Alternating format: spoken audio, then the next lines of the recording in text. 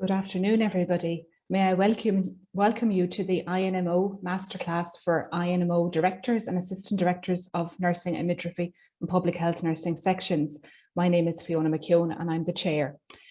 I'd like to first welcome Karen McGowan, who is the INMO President. Karen is the current President of the INMO, Ireland's largest professional trade union for nurses and midwives. She's a registered advanced nurse practitioner in emergency department in Beaumont Hospital, Dublin. Karen trained as a general nurse at Beaumont Hospital and completed her Bachelor of Nursing Studies at DCU. She later undertook a postgraduate diploma in emergency nursing and her Masters of Science at the Royal College of Surgeons, Ireland.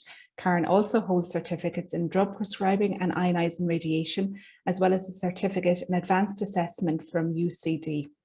Additionally, she serves as a local nurse representative. So you're very welcome, Karen. Thank you very much, Fiona. I appreciate that. Thank you. We are delighted to welcome you all here to this webinar this morning, and it is an absolute honour to be speaking with you all on behalf of the Irish Nurse and Midwives organisation. It's an absolute honour for the INMO to be supporting this masterclass for directors and assistant directors of nursing, midwifery and public health nurses section. And today would not be taking place only for the dedication of the organising committee and INMO professional who always work seamlessly to provide an excellent service.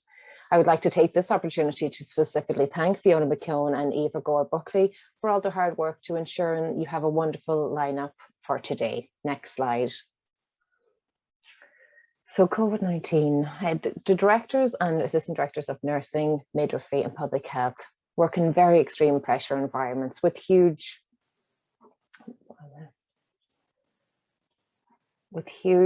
pressures placed in many areas. Redeployment has exacerbated that and put massive loads onto the workload.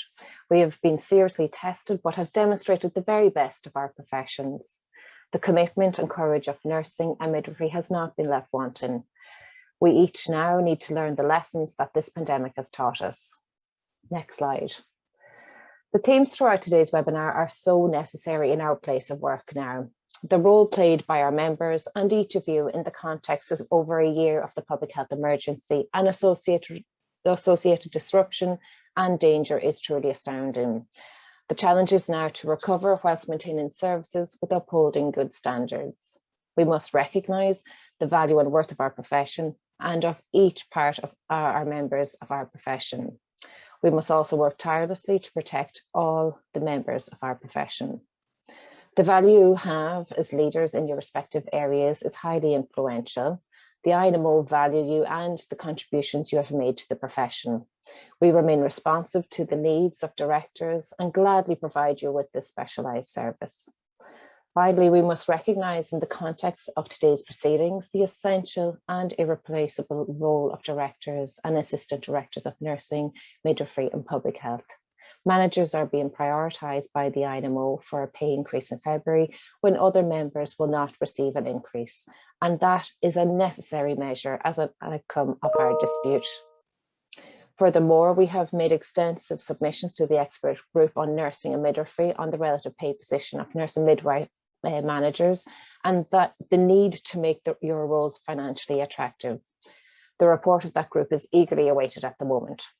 Nurses and midwives and their leaders must lead in the changes currently underway in the Irish healthcare, and we must resist any attempt to devalue the role you play. We must ensure that your worth is recognised, that your role is maintained, and that you continue to lead the profession into the future. This is the clear position of this organisation, and this will not change. And we are working to ensure a greater and stronger voice for our senior members throughout services and at the centre of services. Next slide. Today, we are pleased to be in a position to share with you a wonderful lineup of speakers. We are delighted to welcome Margarita Langens, Nurse and Midwifery Advisor from the Health Workforce and Service Delivery Unit in the World Health Organization. This will be then followed by Professor Robert McMurray, Academic Director and from the Graduate School of Healthcare Management in the RCSI.